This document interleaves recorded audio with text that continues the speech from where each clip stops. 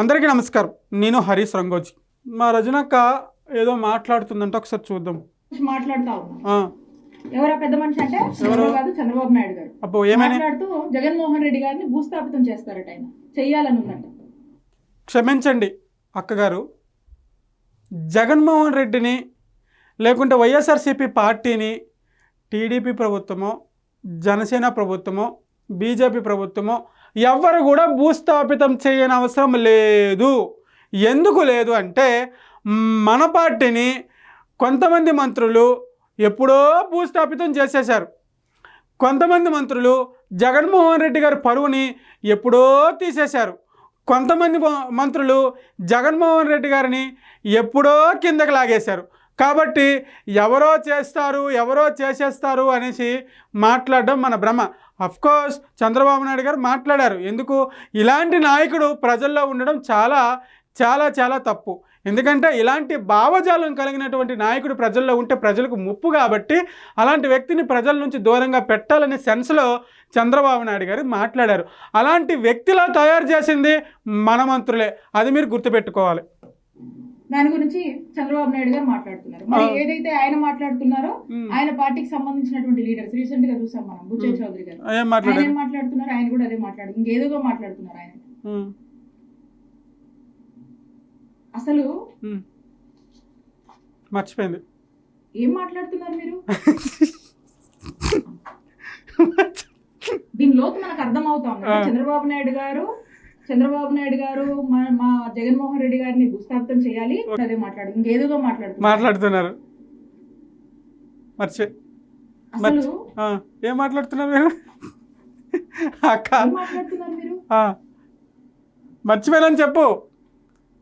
దీని లోతు మనకు అర్థం అవుతాం. అంటే చంద్రబాబు నాయుడు గారు మా జగన్మోహన్ రెడ్డి గారిని భూస్థాపితం చేయాలి అని ఆయన మాట్లాడుతున్నారు. ఆయన పార్టీ నాయకులు కూడా ఆ మాటల్ని ఇంకొంచెం పెంచి మాట్లాడుతూ ఉన్నారు. అంటే దీని వెనకాల ఒక పెద్ద కుట్ర నడుస్తుందని మనకు స్పష్టం అవుతా. చాలా పెద్ద కామెడీ చేస్తున్నావు మేడం గారు. జనరల్గా నేను ఇందాక చెప్పినట్టే దీని వెనక పెద్ద కుట్ర నడుస్తుంది అన్నారు కదా. ఎస్, పెద్ద కుట్ర ఎక్కడ నడుస్తుంది? వైసీపీ పార్టీలోనే నడుస్తుంది పెద్ద కుట్ర. జగన్మోహన్ రెడ్డి గారిని భూస్థాపితం చేయాలని చెప్పేసి కుట్ర ఏదైతే నడుస్తుంది అన్నారు కదా, ఆ కుట్ర వైఎస్ఆర్సీపీ పార్టీలోనే నడుస్తుంది. ఆ కుట్ర అది మీరు గమనించుకుంటే మంచిది. నేను చాలా పాజిటివ్గా చెప్తున్నా. కుట్రకు తెరలేపుతున్నారు.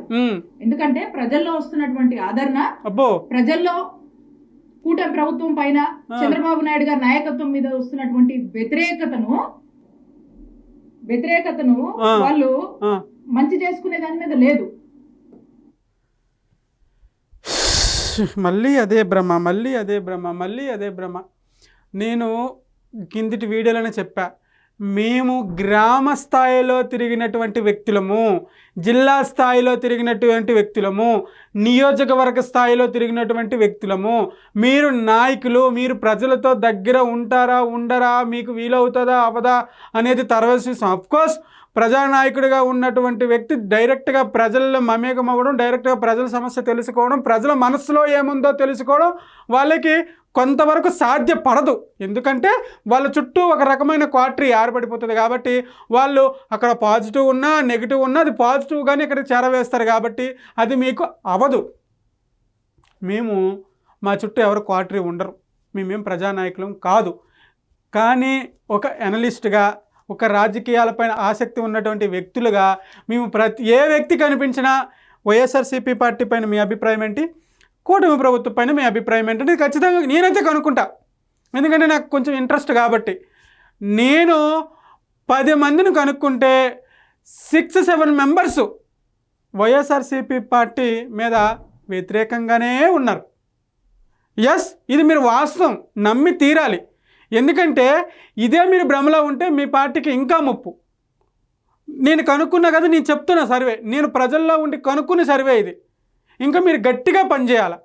6-7 మెంబర్సు ఒక 10 మందిని, రోజులో ఒక 10 మందిని కనుక్కుంటే, నేను జనరల్గా వాళ్ళతో వీళ్ళతో మాట్లాడినప్పుడు, బయట వ్యక్తులతో మాట్లాడినప్పుడు మాటలు అడిగేస్తూ ఉంటా. వైసీపీ మీద మీ అభిప్రాయం ఏంటి, కూటమి మీద మీ అభిప్రాయం ఏంటంటే 6-7 మెంబర్స్ అబ్బా ఇదే చెప్తున్నారు. ఇప్పుడు కొంచెం డెవలప్ అవుతుంది, చంద్రబాబు నాయుడు గారు రాష్ట్రాన్ని కొంచెం డెవలప్ చేస్తున్నారు, ఓకే పర్లేదు అంటున్నారు. వైసీపీ మీద అభిప్రాయం ఏంటంటే గత 5 సంవత్సరాలు రాష్ట్రాన్ని చాలా నాశనం చేసేశారు, ఇంకా 5 సంవత్సరాలు పాలిస్తే ఎడారిలా మారిపోయి ఉండేమో అని చెప్పేసి చాలామంది మాట్లాడుతున్నారు. సో ఇది నేను జెన్యూన్గా ఇస్తున్నటువంటి రివ్యూ. అంటే ఇదేదో మీకు నెగిటివ్గా చెప్తున్నట్టు కాదు, మీరు ఇంకా కష్టపడాలని చెప్తున్నటువంటి రివ్యూ. లేక జగన్మోహన్ రెడ్డి గారిని మా పార్టీని ఏదో భూస్థాపితం చేయాలని మాట్లాడుతా ఉన్నారు. అంటే ఇలాంటి ఒక కుట్రకు తెరలేపి జగన్మోహన్ రెడ్డి గారు లేకుండా చేయాలి అనేటువంటి ఒక ప్రయత్నము, ఒక వాళ్ళలో ఉన్నటువంటి ఒక రాక్షస కోరికలు అనేది వాళ్ళ యొక్క మాటల్లో వ్యక్తపరుస్తూ ఉన్నారు. రాక్షస కోరికలు ఎవరికి ఉంటాయి? రాక్షసుల్లో ఎవరు పరిపాలించారు గత 5 సంవత్సరాల్లో? జెన్యూన్గా మాట్లాడుకుందాం. రజనక్క మీకు కూడా తెలుసు, ఏం తెలుసు, మన సోకాల్డ్ మంత్రులు ఎవరైతే ఉన్నారో వాళ్ళు ఏ విధంగా బిహేవ్ చేశారో గత 5 సంవత్సరాలు, అది మీకు కూడా తెలుసు. దాన్ని రాక్షసులు అంటారా, రౌడీలు అంటారా, ఏమంటారో మీరే మీ మనసుకే సమాధానం చెప్పుకోండి. కాబట్టి నేను చెప్తా ఉన్నాను, మీరు ఈ రోజున మీరు హామీలు ఇచ్చిన, మీరు మాట్లాడినటువంటి, మీరు చంద్రబాబు నాయుడు గారు ప్రజలకు ఏదైతే సూపర్ 6 అని హామీ ఇచ్చాడో ఆ హామీలను జగన్మోహన్ రెడ్డి గారు జనాల్లోకి వచ్చి అడుగుతున్నాడు ఉంటే, లేదా మా నాయకులు వైఎస్ఆర్ కాంగ్రెస్, ఈ వీడియో మొత్తం అదే ఉంటుంది. మా జగన్మోహన్ రెడ్డి గారిని తొక్కేస్తున్నారు, మా జగన్మోహన్ రెడ్డి గారిని భూస్థాపితం చేయాలనుకున్నారు, మా పార్టీని భూస్థాపితం చేయాలనుకుంటున్నారు, జగన్మోహన్ రెడ్డి గారు ప్రజల్లోకి వెళ్ళి అడుగుతుంటే చంద్రబాబు నాయుడు గారికి నచ్చట్లేదని చెప్పేసి ఇలాంటి అంశాలే ఉంటాయి ఈ వీడియో మొత్తం వింటే. సింపుల్గా ఈ వీడియో మొత్తం చెప్తే మీకు బోర్ కొడుతుంది కాబట్టి సింపుల్గా చెప్పేస్తా. రజనక్క, మన పార్టీ చాలా నెగిటివ్లో ఉన్నది, ప్రజల ముందు చాలా చాలా చాలా వ్యతిరేకత స్టిల్ ఈ రోజు వరకు కూడా ఉంది, అది మీరు గమనించాలి. ఇది నేను చాలా పాజిటివ్గా చెప్తున్నాను. ఇక రెండో పాయింట్, జగన్మోహన్ రెడ్డి గారు ప్రజల్లోకి వెళ్ళి హామీల కోసం అడుగుతున్నారు, వెల్ అండ్ గుడ్.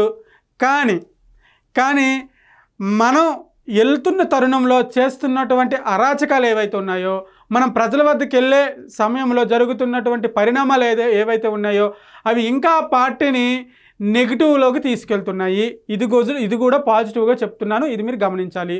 ఎందుకు పాజిటివ్గా చెప్తున్నాను అంటే, రాజకీయం చేసే ప్రజానాయకుడు ఎవరైనా ప్రజలకు మేలు చేస్తేనే మేలు చెయ్యాలి. కాబట్టి మీరు రాజకీయంలో ఉన్నారు, మీ పార్టీ రాజకీయంలో ఉంది, ఇటు కూటమి ప్రభుత్వం అధికారంలో ఉంది, ఇటు వైసీపీ ప్రతిపక్షంలో ఉంది. అధికారాలు ఎప్పుడూ శాశ్వతం కావు, కానీ మీరు ఇది చూసుకొని ప్రజల్లోకి వెళ్తే అంతో ఎంతో కొంచెమైనా పేరు వస్తుంది.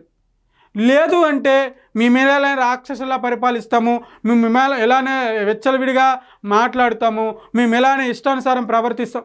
మన అంబటి రాంబాబు గారు చూశారుగా, ఆయన ప్రజానాయకుడు అంటారా, ఆయన రాజకీయ నాయకుడు అంటారా?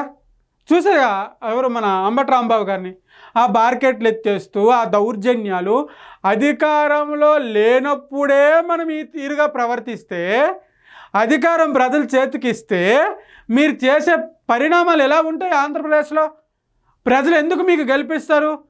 ఆబ్వియస్లీ ప్రజలు గెలిపించరు, ఆబ్వియస్లీ ప్రజలు మిమ్మల్ని నమ్మరు, ఆబ్వియస్లీ ప్రజలు నమ్మి మిమ్మల్ని ఓటేయరు, మీకు ఓటేయరు, 100% వేయరు ఇలా ప్రవర్తిస్తే.